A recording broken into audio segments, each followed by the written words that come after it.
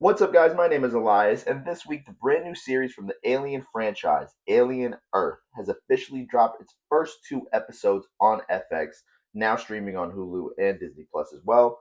So, starting our Alien franchise watch list is the OG that started it all, 1979's Alien. In the year 2122, a space crew on a voyage back to Earth is prematurely woken up from hypersleep to encounter an intelligent but deadly organism on a distant planet that proves no one can hear you scream in space.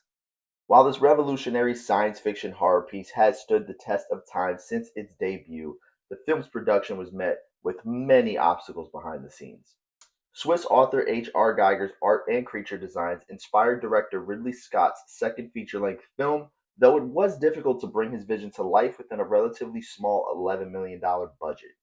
Combine that with the fact that the weather conditions during filming made some of the cast and crew suffer from heat strokes, with proper ventilation being administered during the spacesuit wearing scenes only after Scott's own children passed out from being used to establish wider shots.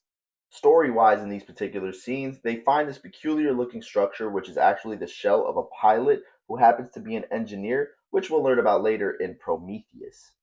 Shot brilliantly by cinematographer Derek Van Lint, the eerie atmosphere of the Nostromo, the ship in which the crew resided, added to the thrilling suspense of the film's premise, with the corridors being so tight and confined.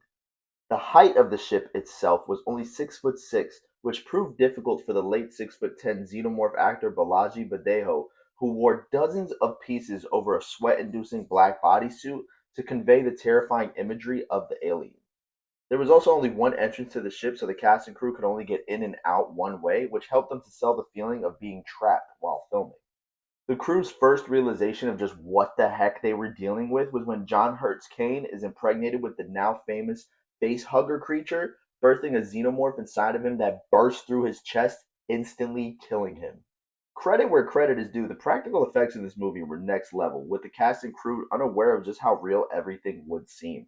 Scott used sanitized blood and guts from actual dead animals to simulate the splash a chest burster would make on arrival, and the putrid smelling liquid was so strong that Veronica Cartwright, aka Lambert, was knocked backwards, nearly fainting. Speaking of the cast, Tom Skerritt, Henry Dean Stanton, and Yaphet Kotto all gave likable performances as Dallas, Brett, and Parker, respectively, bringing in a real world normality to the otherwise fictional stakes at hand. But Ian Holmes' Ash and Sigourney Weaver's Ripley are the standouts here as basically the main two characters in the film. Ash is a scientist who is fascinated with the idea of there being intelligent life in the outer reaches of space, while Ripley's main concern as co captain of the ship is the safety and survival of the crew. Once we find out later, and arguably one of the biggest plot twists in cinema, that Ash is actually a synthetic android sent by the crew's company to ensure that the xenomorph is kept alive and brought back to Earth for examination, with the crew being completely expendable, by the way, which is, you know, very reminiscent of the real world. A sense of dread overcomes the film, as certain death is now a card that could be dealt to the rest of the film's protagonists at that point. Once Ridley becomes the sole survivor of the expedition, she thinks she makes it out scot free as she escapes in a shuttle, effectively blowing up the Nostromo, but finds that she is not alone as the xenomorph is hiding in the walls, which makes me jump every single time that I see it. She then gears up in a spacesuit and straps herself in, smoking the alien out of the wall and opening up the hull to shoot it out into space. And in a near perfect, albeit somewhat anticlimactic ending, she sends a message out to anyone who could find her before entering cryosleep.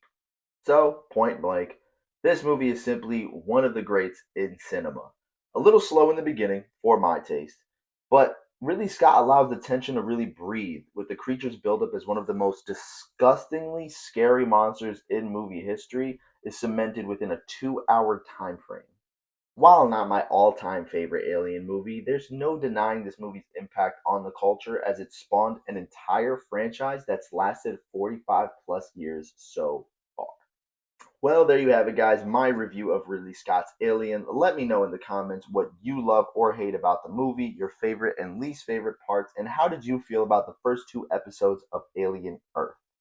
Be sure to check out my review of those episodes on my page, and if you like this video, remember to hit that like button, plus share it to someone so they can join in on the conversation too.